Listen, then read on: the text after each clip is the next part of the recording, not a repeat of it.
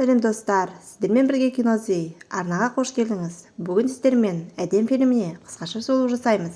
Фильм ер адамның шылым шегіп машинаның багажнигіне қарап тұрып, аузы мен қолы байланып тұрған қызға айқайлама және де кішкене уақыт шыда деп айтады. Ал қыз жай ғана жылап жатады. Кейін азиаттық келбеттегі қыздың танысынан бір документтерді алып жатырғанын көреміз. Содан кейін басты кейіпкердегі қыз әкесіне келеді. Әкесі болса қызына жүзік сыйлайды. Содан кейін анасына барады. Олардың арасы жақсы емес еді. Кейін кешке қыз көңіл көтеру үшін құрбысымен бірге клубқа келеді. Ол жерде ол бір жігітпен танысады. Жігіт өрт сөндіруші формасын киген және де қыздарға ішімдікті береді. Содан кейін қыздың 21-ге толмағанын және де бұндай жерде жүруге болмағанын дұрыс дейді, бірақ та ол туралы ешкімге айтпайды. Олар бірге кетпек болады, бірақ жігіт телефон шалады. Содан кейін олар машинаға келеді, бірақ та жігіт басқа машинаға шығып кетеді. Қыз бір нәрсенің дұрыс емес екенін түсініп қашпақ болады, бірақ та үлгермейді. Кейін полиция мен фермер өзен жағасында тасталған қыздың денесін қарап тұрады. Осы сәтте олардың арасындағы біреуі екеуін атып өлтіреді.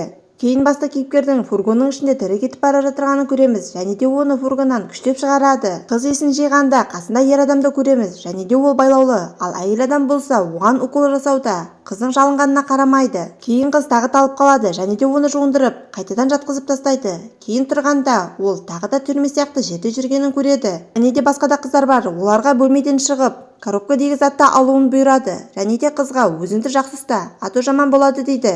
Қыздардың барлығы заттарын алады және де ер адам қызға келіп, сені Эден деп атаймыз дейді. Осы кезде қыз өзінің сексуалды құлдыққа түскенін түсініп жылай бастайды.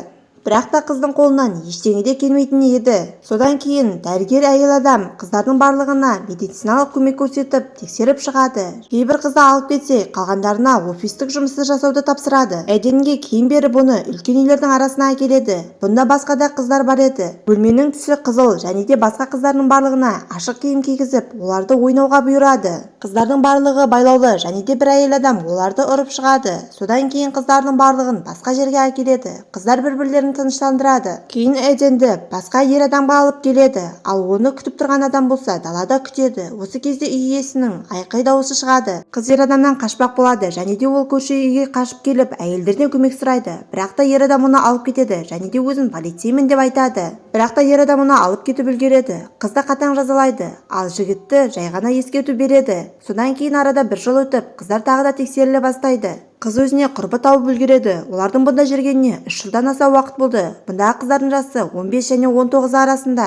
Бірақ та Эденнің жасы 20-да еді. Эден өзінің құрбысын алып бара жатқанын көреді. Оларды кешке алып келген бір ер адам Эденді өзіне таңдайды. Ер адам қызға өзінің әдемі екенін айтады. Содан кейін қыз өзінің жұмысына кірісіп, барлығын жасай бастайды. Содан кейін қызды алып бара жатады және де ол каблугын үзіп алып, өзімен бірге тығып алып кетеді. Ол ішке келгенде құрбысының жоқ екенін көреді. Кешкісін қыз өзінің сақинасын ұрлап кеткен қызға шабуыл жасай бастайды. Осы кезде оларды бақылаушы келіп, қызды алып кетеді және де сақинаны жұтқыздырады. Кейін қыз жігітке, мен саған құжаттар бойынша көмектесе аламын дейді. Себебі бұның жасы келіп қалған еді. Себебі Эденді өлтіруі мүмкін еді. Ал жігіт болса оны жаман қыз деп ойлайды. Келесіде жігіт Эденді басқа да қыздармен бірге сауық кешке алып келеді. Ер адам ақша бойынша басқалармен қақтығысып қалады. Сол кезде Эденді өзімен бірге жүре дейді және де басқалардың бойына қаруды кезеп тұрып, әйелге ақшаны санатады. Кейін қызды қайта алып келеді. Кешкісін қыз ұйықтай алмағасын әжетханаға сұранады және де сол арқылы табиғи жолмен сақинаны өзіне қайтарып алады. Бұл ата-анасының оған деген берген соңғы сыйлығы еді. Келесі күні жігіт қызға осы тұрған жердің барлығын жина дейді. Қыз барлық бөлмелерді жинап жүреді. Пол жуып жатырған кезде ол бір суретті тауып алады. Ол өзінің бақылаушысына тиесілі екенін көреді және де қасындағы пожарный киіммен танысқан жігітті көреді. Кейін жігіт қызды офисте жұмыс жасайтын қыздардың қатарына әкеледі. Ол басқа қызға кетіп, орныңа Эденді әкелдім дейді.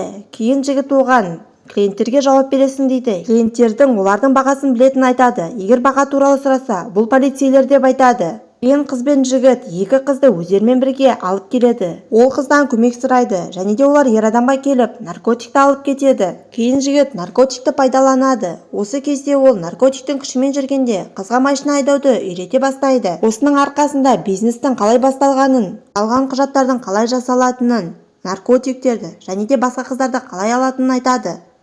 Бұл уақытта фермер мен полицейді өлтірген ер адам жаңадан келген полицейлерге сұхбат беріп жатады. Осы кезде ер адамның бұрынғы танысы келеді және де ол екі адамның өлімін тексеріп жүргенін айтады. Бұл уақытта Эден клиенттерді қабылдап заказ алып жатыр еді. Осы кезде одан баға туралы сұрайды. Қыз болса оны қабылдап алады. Өзен жағасында жас бақылаушы мен қартайған Боб есімді ер адам кездеседі. Боб жігітке қиын нөмірлер туралы және де өзінің достары туралы айтып отырады. Бірақ та жігітке оның әңгімесі ұнамаса керек, сол себепті жігіт оны өлтіріп тастайды. Ал Эденге бұл басшылықтың тапсырмасы деп түсіндіреді. Кейін жігіт пен қыз ер адамдардың арасына бір қызды алып келеді. Эден бұл жерде балаларға арналған кішкентай колясканы көреді және де өзінің аяғы ауыр құрбысын көреді. Оған қашуды өтінеді, бірақ та қыз оған сенбейтінін айтады. Кейін қыз бөлмеден шығып кетеді және де телевизорден Бобтың өлімі туралы айтып жатырғанын көреді. Кейін жігіт пен қыз қайтар жолда үйдегі болған жағдайлардың барын талқылап батады. Содан кейін жігіт қызға бір қызды өлтір дейді, сол арқылы саған сенімді бола аламын дейді. Қыз әрине қорқады, бірақ та ол мылтықты басып қалады. Бірақ та оның ішінде ештеңе жоқ. Жігіт оған сенеді. Кешкісін жігіт пен қыз қыздарды алып кетуге келеді. Осы кезде Эден бір жұмысшының өлгенін көреді. Олар не болып жатырғанын қарамақ болады және де олардың көшіп жатқанын көреді. Қыздар барлық затты өртеп қашып жатырғанын айтады және де бір жұмысшының олардың арасында сатып кеткенін айтады. Яғни де Дубайға көшеміз дейді. Жалған документтерінің барлығын алып жүр. Дубайда жаңадан бастаймыз дейді. Осыдан кейін қыз жігітті уламақ болады. Жігіт оны ішкеннен кейін приступ беретін еді. Содан кейін қыз аяғындағы браслетті шешіп тастайды. Сол арқылы оны бақылайтын еді. Ол құрбысы отырған үйге келеді. Жігіттер оны кіргізеді. Ол құрбысына келгенде оған ер адам кедергі жасамақ болады. Бірақ та қыз оны өлтіріп үлгереді. Содан кейін олар баланы алып, екеуі де қашып кетеді. Ер адамдар кішкентай баланы сатпақ болған екен. Қыздар қуанып телефон шалатын орынға келеді және де Эден ол жерде өзінің ата-анасына хабарласып жылайды.